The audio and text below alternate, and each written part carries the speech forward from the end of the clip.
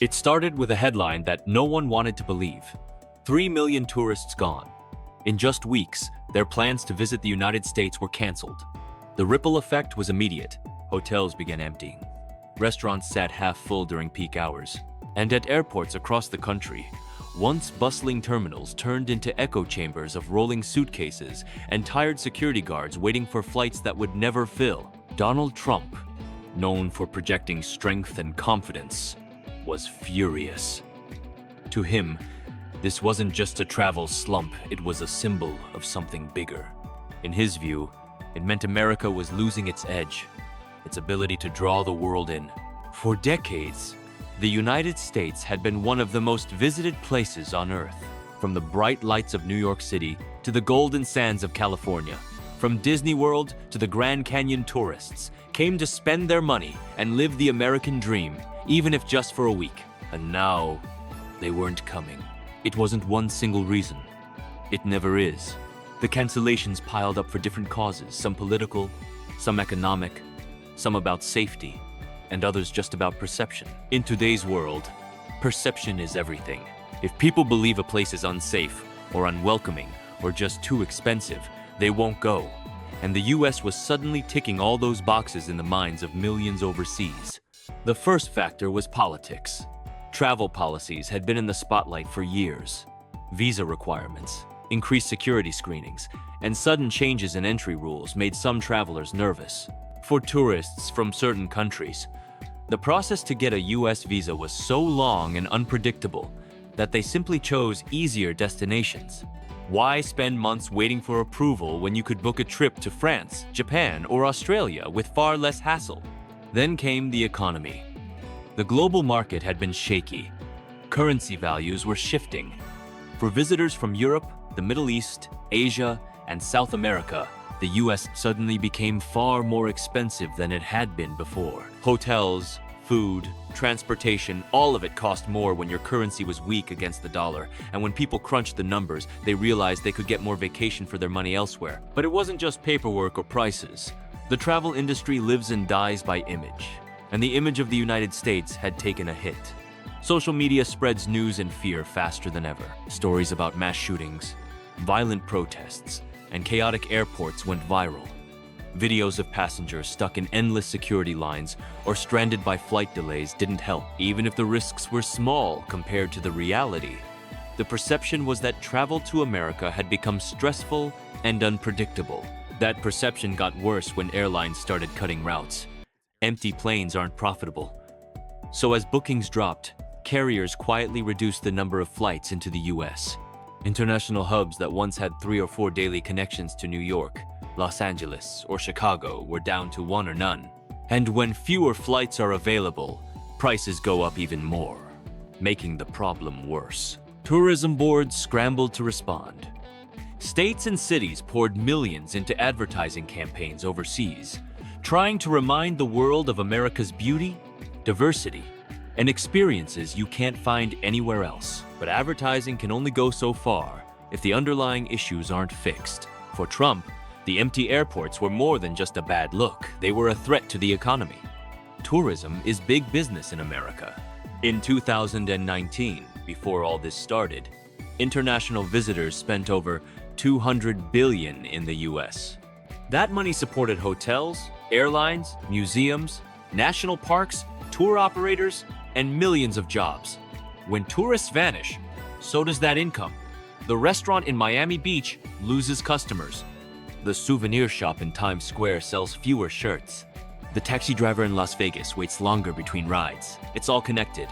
At major airports like JFK, LAX, and O'Hare, the change was visible. Departure boards had fewer international flights. Customs lines that once stretched for hundreds of feet were short enough to walk straight through.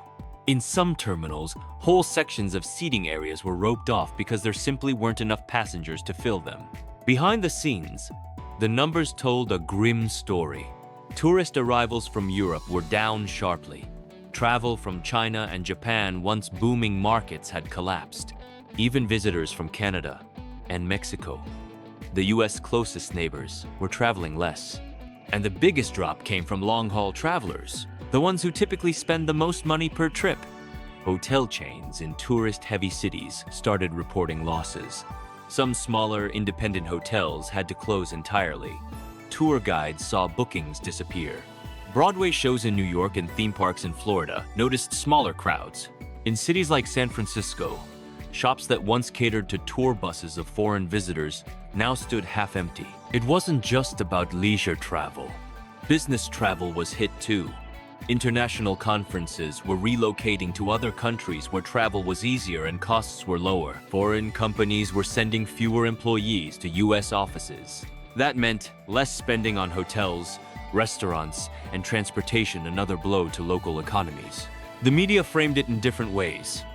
Some said this was the result of global inflation and travel patterns shifting after years of disruption. Others pointed the finger at political tensions, saying that anti-foreign rhetoric and unpredictable policies were making the US less attractive. And then there were those who argued that the tourism industry simply hadn't adapted fast enough to new realities. Digital nomads, eco-conscious travelers, and value seekers were looking for destinations that catered to their needs. But no matter the cause, the result was the same.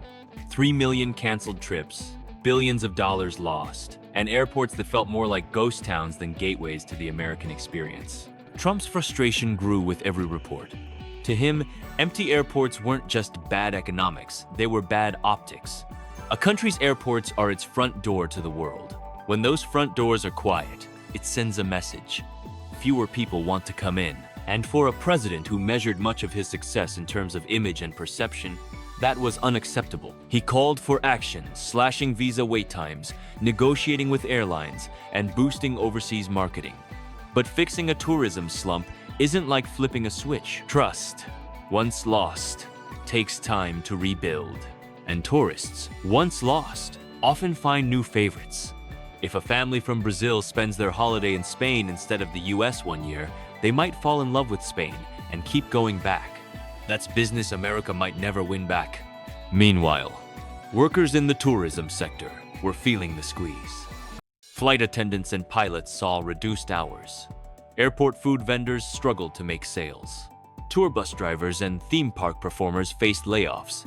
In some places, the decline in visitors was so severe that seasonal workers weren't hired at all. The irony was that some of America's most famous destinations, the ones people dream about for years, were now easier to visit than ever.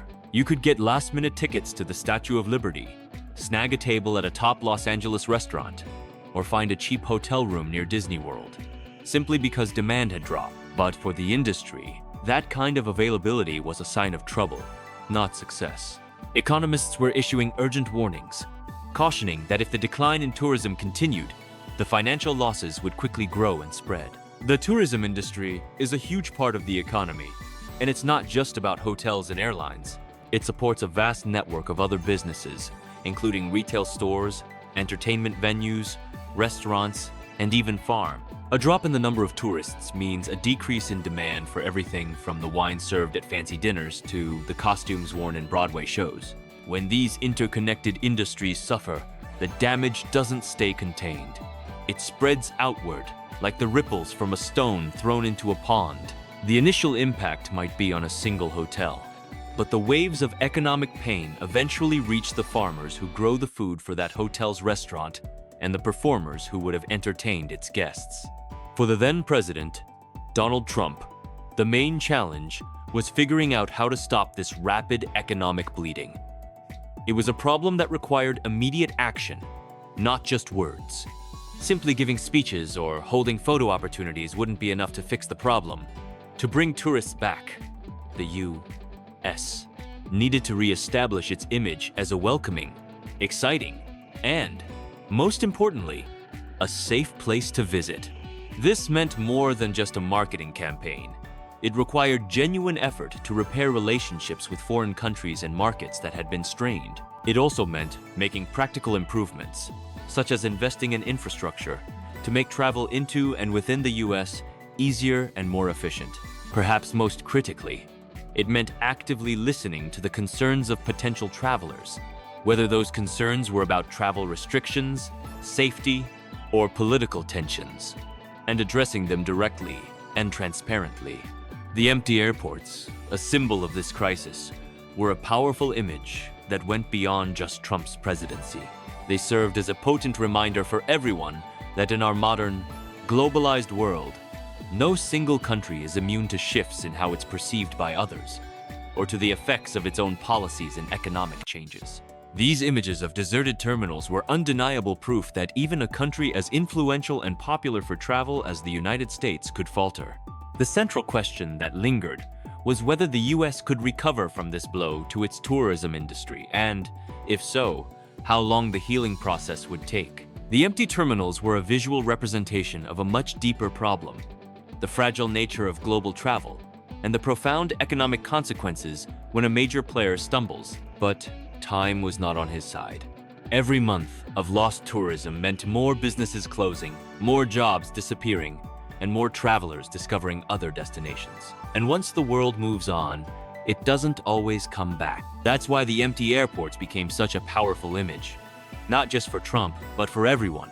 They were a reminder that in a globalized world, no country is immune to changes in perception, policy, or economy. And they were proof that even a travel giant like the United States could stumble. The question now was whether it could recover and how long it would take. So the next time you walk through a quiet terminal, past empty check-in counters and silent departure gates, think about what those empty spaces mean. They're more than just signs of a slow travel season. They're stories of canceled dreams, missed opportunities, and the delicate balance between politics, economy, and the people who keep the world moving. If you want to understand how quickly the tide can turn in the travel industry and how much it can cost a country, just look at the case of 3 million tourists gone in a matter of days. Like this video, subscribe, and share it, because the more we understand these connections, the better chance we have of keeping those doors open, those airports full, and those dreams alive.